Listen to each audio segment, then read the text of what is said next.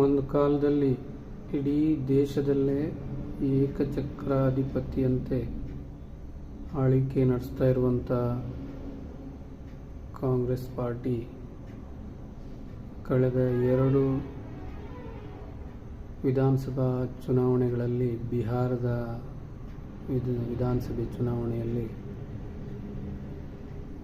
ಮಿತ್ರ ಪಕ್ಷವಾದಂಥ RJD ಜೊತೆ seat ಹಂಚಿಕೆ ಮಾಡಿಕೊಂಡು ಸ್ಪರ್ಧೆ ಮಾಡ್ತಾ ಬಂದಿದೆ.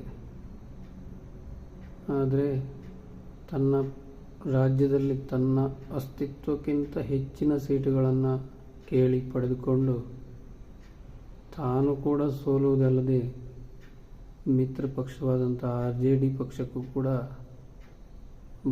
ಬಹಳಷ್ಟು ನಷ್ಟ ಉಂಟು ಮಾಡಿದೆ. ಹಾಗೆಯೇ ಬಿಹಾರದಂಥ ರಾಜ್ಯದಲ್ಲಿ ತನ್ನ ಅಸ್ತಿತ್ವವನ್ನು ಕಾಂಗ್ರೆಸ್ ಪಾರ್ಟಿ ಕಳೆದುಕೊಳ್ಳೋದಕ್ಕೆ ಒಂದು ಮುಖ್ಯವಾದ ಕಾರಣ ಏನಪ್ಪ ಅಂದರೆ, ಸ್ಥಳೀಯ ಮಟ್ಟದಲ್ಲಿ ಅಂದರೆ ರಾಜ್ಯ ಮಟ್ಟದಲ್ಲಿ ನಾಯಕರುಗಳನ್ನು ಬಲವಾದಂಥ ನಾಯಕರುಗಳನ್ನು ತಯಾರು ಮಾಡಿಕೊಳ್ಳದೇ ಇರುವಂಥದ್ದೇ ಮುಖ್ಯವಾದಂಥ ಕಾರಣ. ಯಾವ್ಯಾವ ರಾಜ್ಯಗಳಲ್ಲಿ ಪ್ರಾಂತೀಯ ಲೀಡರ್ಗಳು ಬಲವಾಗಿದ್ದಾರೋ ಅಲ್ಲಿ ಮಾತ್ರ ಈಗ ಕಾಂಗ್ರೆಸ್ ಪಾರ್ಟಿ ಸ್ವಲ್ಪ ಮಟ್ಟಿಗೆ ಬಲಿಷ್ಠವಾಗಿದೆ. ಉದಾಹರಣೆಗೆ ತೆಲಂಗಾಣದಲ್ಲಿ ರೇವಂತ್ ರೆಡ್ಡಿ ಇರ್ಬೋದು, ಕರ್ನಾಟಕದಲ್ಲಿ ಸಿದ್ದರಾಮಯ್ಯ, DKC ಅಂತ ನಾಯಕರಿರುವ ರಾಜ್ಯಗಳಲ್ಲಿ ಮಾತ್ರ ಕಾಂಗ್ರೆಸ್ ಪಕ್ಷ ಅಸ್ತಿತ್ವ ಉಳಿಸಿಕೊಂಡಿದೆ. ಈ ರಾಷ್ಟ್ರೀಯ ಪಕ್ಷಗಳಲ್ಲಿ ಒಂದು ಸಮಸ್ಯೆ ಅಂದರೆ, ಅವರು ತಮ್ಮ ರಾಜ್ಯ ನಾಯಕರನ್ನು ತಮ್ಮ ಹಿಡಿತದಲ್ಲಿ ಇಟ್ಕೊಳ್ಳುವ ಉದ್ದೇಶದಿಂದ ಆಯಾ ರಾಜ್ಯಗಳಲ್ಲಿ ರಾಜ್ಯ ಮಟ್ಟದ ನಾಯಕರನ್ನು ಬೆಳೀಲಿಕ್ಕೆ ಬಿಡೋದಿಲ್ಲ, ಅವರಿಗೆ ಸರಿಯಾದ ಸಹಕಾರವನ್ನೇ ಕೊಡುವುದಿಲ್ಲ. ಇತ್ತೀಚಿನ ದಿನಗಳಲ್ಲಿ BJP ಪಕ್ಷದಲ್ಲೂ ಕೂಡ ಈ ರೀತಿಯ ಸಂಸ್ಕೃತಿ ಮುಂದುವರಿತಾ ಇದೆ. ಇತ್ತೀಚಿನ ದಿನಗಳಲ್ಲಿ ಮೋದಿ ಮತ್ತು ಅಮಿತ್ ಶಾ ಅವರನ್ನು ಎದುರಿಸುವಂಥ, ಅವರಿಗೆ ಪ್ರತ್ಯುತ್ತರ ನೀಡಬಲ್ಲಂತಹ ಒಂದು ಯಾವುದೇ ನಾಯಕರು BJPಯಲ್ಲಿ ಇಲ್ಲ. ತಕ್ಕ ಮಟ್ಟಿಗೆ ಒಂದು ಹೆಸರು ಕೇಳಿ ಬರ್ತಾ ಇತ್ತು, ಯೋಗಿ ಆದಿತ್ಯನಾಥ್ ಅವರದ್ದು. ಅವರು ಕೂಡ ಹೆಚ್ಚು ಪ್ರತಿರೋಧ ಒಡ್ಡಿದರೆ ಅವರನ್ನು ಕೂಡ ಬದಲಾಯಿಸಿದ್ರು, ಆಶ್ಚರ್ಯ ಪಡಬೇಕಾಗಿಲ್ಲ. ಈಗಾಗಲೇ ಒಮ್ಮೆ ಅವರನ್ನು ಬದಲಾಯಿಸುವ ಪ್ರಯತ್ನಕ್ಕೆ ಕೈ ಹಾಕಿ ಅದು ವಿಫಲ ಯತ್ನ ಆಗಿರೋದು ನಮಗೆಲ್ಲ ಗೊತ್ತಿರುವಂಥದ್ದು. ಹಾಗೆಯೇ ಶಿವರಾಜ್ ಸಿಂಗ್ ಚೌಹಾಣ್ ಅವರನ್ನು ಮುಖ್ಯಮಂತ್ರಿ ಪದವಿಯಿಂದ ತಪ್ಪಿಸಿ ಅವರನ್ನು ಕೇಂದ್ರ ಸಚಿವ ಸಂಪುಟದಲ್ಲಿ ಸೇರಿಸ್ಕೊಂಡ್ರು. ಅದೇ ರೀತಿ ರಾಷ್ಟ್ರೀಯ ಅಧ್ಯಕ್ಷರ ರೇಸ್ನಲ್ಲಿ ಅವರ ಹೆಸರು ಮುಂಚೂಣಿಯಲ್ಲಿತ್ತು. ಅವರನ್ನು ಅಧ್ಯಕ್ಷರಾಗಲಿಕ್ಕೂ ಬಿಡದೆ, ಅಂದರೆ ಎಲ್ಲಿ ಸೀನಿಯಾರಿಟಿ ನಮಗೆ ಪ್ರಾಬ್ಲಮ್ ಆಗುತ್ತೋ ಅನ್ನೋ ಉದ್ದೇಶದಿಂದ ಬಿಹಾರಕ್ಕೆ ಸೇರಿದಂಥ ಒಂದು ಸಾಮಾನ್ಯ ಲೀಡರನ್ನು, ನಿತಿನ್ ನಬೀನ್ ಅವರನ್ನು ಅಧ್ಯಕ್ಷ ಗಾದಿಯಲ್ಲಿ ಕೂರಿಸಿದರು.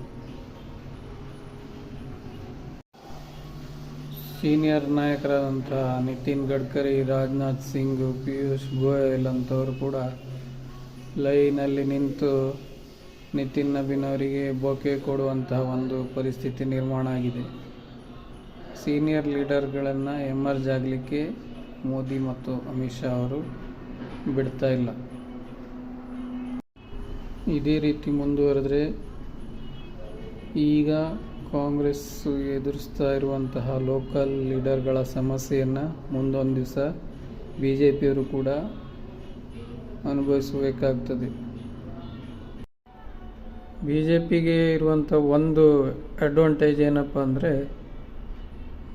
ಸಂಘಟನೆಯ ಶಕ್ತಿ ಮತ್ತು ತಳಮಟ್ಟದಲ್ಲಿ ಏನೂ ಅಪೇಕ್ಷೆ ಮಾಡದೆ ಕೆಲಸ ಮಾಡುವಂಥ ಕಾರ್ಯಕರ್ತರ ಬಲ ಹಾಗೂ RSS, ಈ 3 ಬಲ ಇರುವುದರಿಂದ ರಾಜ್ಯ ಮಟ್ಟದಲ್ಲಿ ನಾಯಕರನ್ನು ವೀಕ್ ಮಾಡ್ತಾ ಹೋದರೂ ಸಹ ಸ್ವಲ್ಪ ಮಟ್ಟಿಗೆ ಎಲ್ಲ ಕಡೆ ತನ್ನ ಅಸ್ತಿತ್ವವನ್ನು ಉಳಿಸ್ಕೊಳ್ಳಿಕ್ಕೆ ಸಾಧ್ಯ ಆಗ್ತಾ ಇದೆ. ಆದರೆ ಕಾಂಗ್ರೆಸ್ನಲ್ಲಿ ಹಾಗಿಲ್ಲ. ಕಾಂಗ್ರೆಸ್ ಪಕ್ಷ ಲೀಡರ್ ಬೇಸಿಸ್ ಪಾರ್ಟಿ ಆದರೆ BJP party cadre basis party. ಇದು ಬಿ ಜೆ ಪಿಗೂ ಕಾಂಗ್ರೆಸ್ಗೂ ಇರುವಂಥ ಒಂದು ದೊಡ್ಡ ವ್ಯತ್ಯಾಸ. ಅದೇ ರೀತಿ ಬಿಹಾರದಲ್ಲಿ ಪಕ್ಷ ಸಂಘಟನೆ ಮಾಡಲಿಕ್ಕೆ ಒಬ್ಬ ಹೇಳಿಕೊಳ್ಳುವಂಥ ನಾಯಕರು ಇಲ್ಲ. ಅಲ್ಲಿ ಹೈಕಮಾಂಡ್ನಿಂದ ನಿರ್ದೇಶನ ಮಾಡಿದಂಥ ಒಬ್ಬ ವ್ಯಕ್ತಿ ಹೋಗ್ತಾರೆ, ಅಲ್ಲಿನ ನಾಯಕರ ಮೇಲೆ ಅಧಿಕಾರ ಚಲಾವಣೆ ಮಾಡ್ತಾರೆ.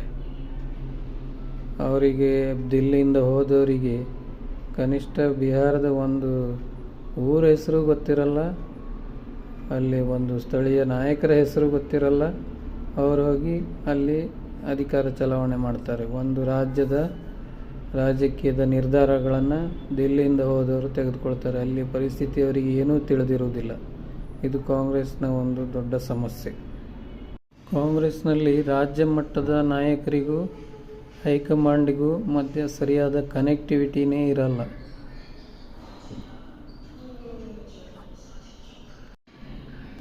ಕಾಂಗ್ರೆಸ್ ಪಾರ್ಟಿ ಬಿಟ್ಟು ಹೊರಬಂದಂತಹ ಮಮತಾ ಬ್ಯಾನರ್ಜಿ ಇರ್ಬೋದು, ವೈ.ಎಸ್. ಜಗನ್ಮೋಹನ್ ರೆಡ್ಡಿ ಇರ್ಬೋದು, ಹೇಮಂತ್ ಬಿಸ್ವಾ ಶರ್ಮಾ ಅಂಥವರು ಒಂದೊಂದು ರಾಜ್ಯಗಳಿಗೆ ಮುಖ್ಯಮಂತ್ರಿಯಾಗಿ ಕೆಲಸ ಮಾಡಿದರು ಪಕ್ಷ ಬಿಟ್ಟು ಹೊರಬಂದ ನಂತರ. ಅಂದರೆ ಹೈಕಮಾಂಡ್ಗೆ ಅವರಿಗೆ ಕನೆಕ್ಟಿವಿಟಿಯೇ ಸರಿಯಾಗಿರಲಿಲ್ಲ. ಅವರಿಗೆ ಯಾವ ರಾಜ್ಯದಲ್ಲಿ ಯಾರಿಗೆ ಹೆಚ್ಚು ಪ್ರಿಯಾರಿಟಿ ಕೊಡಬೇಕು, ಯಾವ ನಾಯಕನನ್ನು ಬೆಳೆಸಬೇಕು ಅಂತಲೇ ಅರ್ಥ ಆಗ್ತಾ ಇಲ್ಲ ಅವರಿಗೆ. ಕಾಂಗ್ರೆಸ್ನಲ್ಲಿ ಹೈಕಮಾಂಡ್ ದುರ್ಬಲವಾಗಿರುವುದು ಒಂದು ಕಾರಣ. ರಾಹುಲ್ ಗಾಂಧಿಯವರು ಮೊದಲಿಗಿಂತ ಈಗ ಸ್ವಲ್ಪ ಇಂಪ್ರೂವ್ಮೆಂಟ್ ಆದರೂ ಸಹ ಮೋದಿಯವರ ಅನುಭವದ ಮುಂದೆ, ಅವರ ವರ್ಚಸ್ಸಿನ ಮುಂದೆ ಮೋದಿಯವರನ್ನು ಫೇಸ್ ಮಾಡಲಿಕ್ಕೆ ಸಾಕಾಗುವಂಥ ಅನುಭವ ರಾಹುಲ್ ಗಾಂಧಿಯವರಿಗಿಲ್ಲ. ಈ ಡೈನೆಸ್ಟಿಕ್ ಪಾರ್ಟಿಗಳಿಗೆ ಇರುವಂಥ ಒಂದು ದೊಡ್ಡ ಚಾಲೆಂಜ್ ಅಂದರೆ ಅವರಲ್ಲಿ ತಳಮಟ್ಟದಿಂದ ಒಂದು ಲೀಡರ್ಶಿಪ್ ಅನ್ನೋದೇ ಇರುವುದಿಲ್ಲ. ಉದಾಹರಣೆಗೆ ಕಾಂಗ್ರೆಸ್ನಲ್ಲಿ ರಾಹುಲ್ ಗಾಂಧಿಯವರಿದ್ದಾರೆ. ಅವರು ತಳಮಟ್ಟದ ಲೀಡರ್ ಅಲ್ಲ, ಅವರೊಬ್ಬ ನಾಮಿನೇಟೆಡ್ ಲೀಡರ್.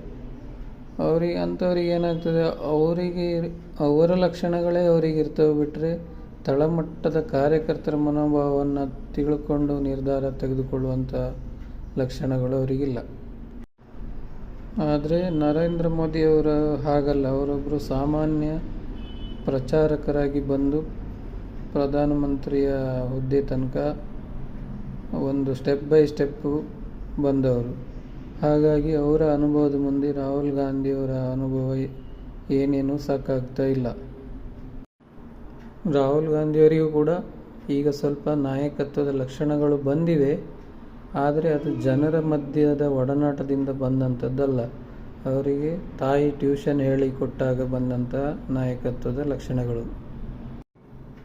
ಹೀಗಾಗಿ ಕಾಂಗ್ರೆಸ್ ಪಕ್ಷ ತನ್ನ ಆಂತರಿಕ ವ್ಯವಸ್ಥೆಯನ್ನು ಸರಿಪಡಿಸಿಕೊಳ್ಳುವವರೆಗೆ ಅವರಿಗೆ ರಾಜ್ಯ ಮಟ್ಟದಲ್ಲಿ ಪಕ್ಷವನ್ನು ನಿಭಾಯಿಸುವ ನಾಯಕರ ಕೊರತೆಯನ್ನು ಅನುಭವಿಸ್ತಾನೇ ಇರಬೇಕಾಗುತ್ತೆ.